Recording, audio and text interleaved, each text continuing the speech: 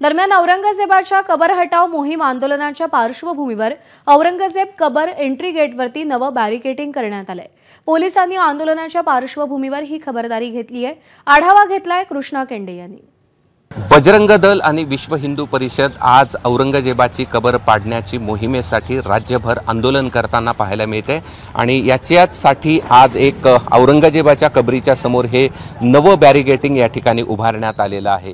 हे लोखंडी बॅरिकेडिंग या ठिकाणी उभारण्यात आलेलं आहे आणि कुठलाही व्यक्ती या ठिकाणी आल्यानंतर त्याची चेकिंग केली जाते, त्याचं आधार कार्ड पाहिलं जात आहे, त्याची नोंदणी केली जाते आणि विशेष म्हणजे हे गेट या ठिकाणी उभारण्यात आलेलं हे लोखंडी गेट आहे, जिथून एक व्यक्तीच या ठिकाणी बाहेर पडू शकतो आणि एकच व्यक्ती या ठिकाणी आतमध्ये प्रवेश देखील करू शकतो। अशा प्रकारची खबरदारी पोलिसांनी घेतलेली आपल्याला पाहायला मिळते। शिवाय या बरोबरच मोठ्या प्रमाणावरती पोलिसांचा बंदोबस्त तैनात करण्यात आलेला आहे। 15 कर्मचारी या ठिकाणी असतील। त्याचबरोबर SRPFची एक तुकडी तैनात करण्यात आली आहे, 2 अधिकारी तैनात करण्यात आले आहेत, काही साध्या वेशातील पोलीस देखील या ठिकाणी तैनात करण्यात आलेले आहेत आणि प्रत्येकाला फिजिकल चेकिंग देखील पुढे गेल्यानंतर म्हणजे तुम्हाला जो दरवाजा आतमध्ये पाहायला मिळतो त्याच्या आतमध्ये एक दरवाजा आहे आणि त्या ठिकाणी फिजिकल चेकिंग केली जाते। कोण व्यक्ती या ठिकाणी आलाय त्याचं आधार कार्ड पाहिलं जात आहे आणि त्यानंतरच आतमध्ये